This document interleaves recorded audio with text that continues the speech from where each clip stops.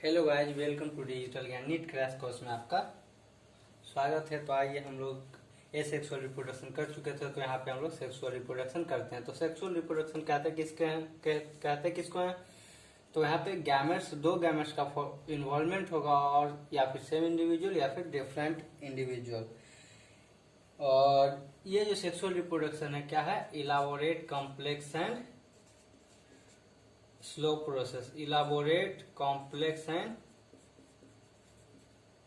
Slow process. तो ये sexual reproduction elaborate है, बहुत कॉम्प्लेक्स है, मीन्स नॉट सिंपल, सिंपल नहीं है। और सबसे बड़ी बात है कि जो बेबी फॉर्म होता है ऑफस्प्रिंग जो है वो आइडेंटिकल नहीं होता है। तो ऑफस्प्रिंग आइडेंटिकल नहीं होता है। तो आइडेंटिकल नहीं होता है तो ऑर्गेनिज्म क्या होता है? जैसे कि वेरिएशन, यहाँ पे वेरिएशन, यहाँ पे ज्यादा वेरिएशन देखने को मिलता है, सीइंग मोर वेरिएशन। तो अब ये सब तो ये सेक्सुअल रिप्रोडक्शन के कुछ पॉइंट्स है जो इलाबोरेट हैं। तो आगे आते हैं हम लोग। सेक्सुअल रिप्रोडक्शन ठीक है, वो तो हम लोग कर रहे हैं। तो एक ऐसा, जैसे कि कोई भी ऑर्गेनिज्म है वो क्या ग्रो करता है, तो ग्रो करता है, तो ग्रो करने का फेज को हम लोग कहते हैं जुवेलाइन फेज। कौन सा फेज कहते हैं? जुवेलाइन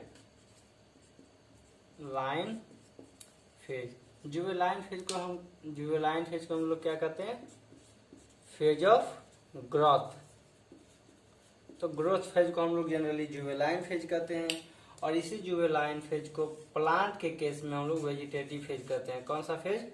वेजिटेटिव फेज कहते हैं। वेजिटेटिव फेज या जुवेलाइन फेज को हम लोग फेज ऑफ ग्रोथ कहते हैं, ग्रोथ फेज कहते हैं। और यही जुवेलाइन फेज या फिर वेजिटेटिव फेज का अंत होता है जब इन दोनों फेज का अंत होता है। क्या होता है? इंड होता है। तब हम लोग का रिप्रोडक्टिव फेज स्टार्ट होता है। कौन सा फेज स्टार्ट होता है? Reproductive phase. तो इन दोनों के अंत के बाद रिप्रोडक्टिव फेज स्टार्ट होता है। ओके, समझ में आ रहा है? तो गाइज, अब सेक्सुअल रिप्रोडक्शन में हम लोग आते हैं। कुछ ऐसे प्लांट होते हैं जो एनसीईआरटी में हम लोग को दिए हुए हैं, जो क्या होते हैं? सीजनल होते हैं। या फिर कोई ऐसे प्लांट होते हैं जो एक ही बार करते हैं। तो इसका मैं आपको एग्जांपल बताता हूँ। एक बम्बू तो आप लोग जानते होंगे। तो बम्बू एक ऐसा प्लांट है विच जो कि flower only once in their life span। अब कहिएगा लाइफ स्पान यहाँ इसकी जिंदगी होती है, तो भाई ये भी सजीव है, इसकी भी लाइफ है। तो ये क्या, ये एक ही बार फ्लावरिंग करता है, वो भी कितने? 50 से 100 ईयर्स में। एक और फ्लावर है जिसका नाम है एस्ट्रोबैलेंथियस कुंथियाना, नीला कुरिंजिनी। एस्ट्रोबिलैंथस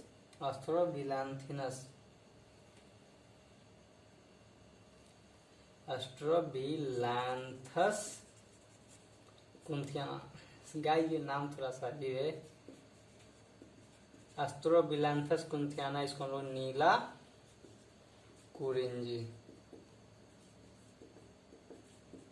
कुरिंजी कहते हैं। ये फ्लावर करता है आफ्टर 12 ईयर्स। और इसमें ये जो फ्लावर, इसमें ब्लू स्ट्रेचेज के कारण ये बहुत ही सुंदर दिखता है, और लोग इसको देखने के लिए बहुत उतावले होते हैं, बहुत इसको देखते हैं। और ये जनरली केरला, कर्नाटका और तमिलनाडु में पाया जाता है। ये found in Kerala, Karnataka and Tamil Nadu. ये जनरली यहाँ पाए जाते हैं। और इस पे क्या होता है? Blue stretches and having blue stretches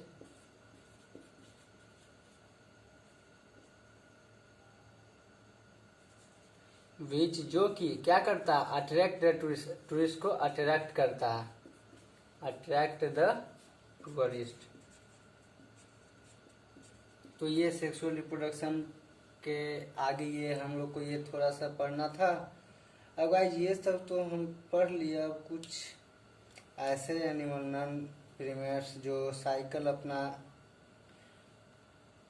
अपने अनुसार करते हैं नॉन प्रीमेट्स। तो आइए हम लोग आपको एग्जांपल बता देते हैं इन नॉन प्रीमेट्स।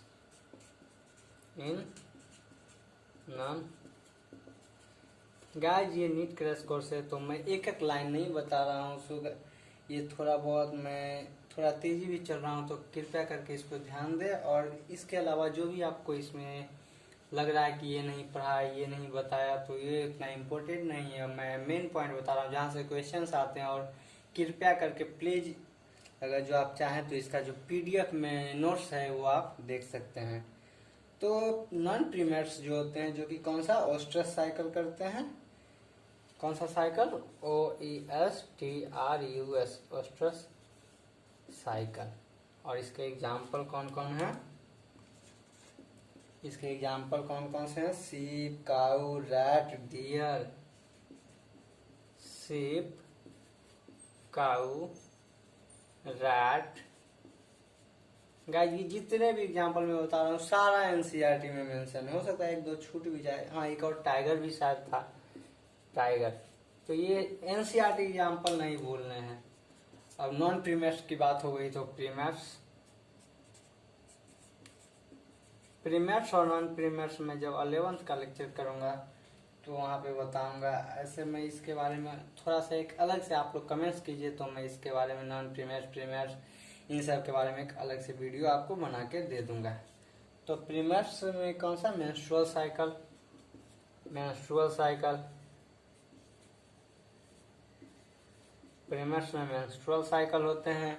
और इसका एग्जाम्पल मंकी है, ह्यूमन है, सबसे बड़ा ह्यूमन फीमेल में होता है, ह्यूमन है, एप्स है और मंकी। ओके तो आइए गाइस जब हम लोग ये सेक्सुअल रिप्रोडक्शन के इवेंट्स के बारे में पढ़ते हैं तो पहला इवेंट्स होता है प्री फर्टिलाइजेशन। गाइस यहाँ मैं इस लेक्चर में सिर्फ नाम तक ही बताऊंगा। अगले लेक्चर में एक एक करके पहले प्री फर्टिलाइजेशन, पोस्ट फर्टिलाइजेशन जो भी है उसका मैं डिटेल अलग अलग करके सेपरेट वीडियो बनाऊंगा। तो प्री फर्टिलाइजेशन, तो प्री फर्टिलाइजेशन होता क्या? तो फर्टिलाइजेशन से प्रीमिस पहले, फर्टिलाइजेशन से पहले। तो प्री फर्टिलाइजेशन में दो काम होता है, एक गैमेटोजेनेसिस मीन्स गैमेट का फॉर्मेशन होना और एक गैमेट का ट्रांसफर। तो मैं बताऊंगा कैसे कैसे गैमेट फॉर्म होता है, कैसे कैसे गैमेट का ट्रांसफर होता है। गैमेटोजेनेसिस और दूसरा गैमेट ट्रांसफर। तो गाइस प्री फर्टिलाइजेशन, तो सेक्सुअल रिप्रोडक्शन के दूसरे होते हैं फर्टिलाइजेशन। फर्टिलाइजेशन जनरली क्या होता है? गैमेट्स का मिलना, fusion of gametes. Fusion of gametes क्या होता है? Fusion of gametes. और तीसरा एंड द लास्ट जो होता है पोस्ट फर्टिलाइजेशन, मतलब गैमेट फॉर्म हो गया अब उसके बाद क्या होगा? तो पोस्ट फर्टिलाइजेशन। तो पोस्ट फर्टिलाइजेशन में भी दो इवेंट होते हैं। पोस्ट फर्टिलाइजेशन में भी दो इवेंट होते हैं। कौन से? तो एक जायगोट बनता है, फॉर्मेशन ऑफ जायगोट, और दूसरा एम्ब्रियोजेनेसिस, फॉर्मेशन ऑफ। यहाँ पे तो गैमेट बन गया, यहाँ फ्यूज करेगा गैमेट तो formation of zygote, formation of zygote बन गया। और दूसरा एम्ब्रियोजेनेसिस, एम्ब्रायो का फॉर्मेशन। तो मैं नेक्स्ट वीडियो में ये सारे जो भी है ये इवेंट्स मैं इसको डिटेल में बताऊंगा। गाइस प्लीज सपोर्ट करें। मैं ये ऐसे ही कंटिन्यू 72 डेज में ये आपका टोटल नीट के लिए जो भी है शॉर्ट नोट्स कहिए या फिर नीट के लिए जो इम्पोर्टेंट चीजें मैं आपके लिए लाता रहूंगा। So very very thank you for watching.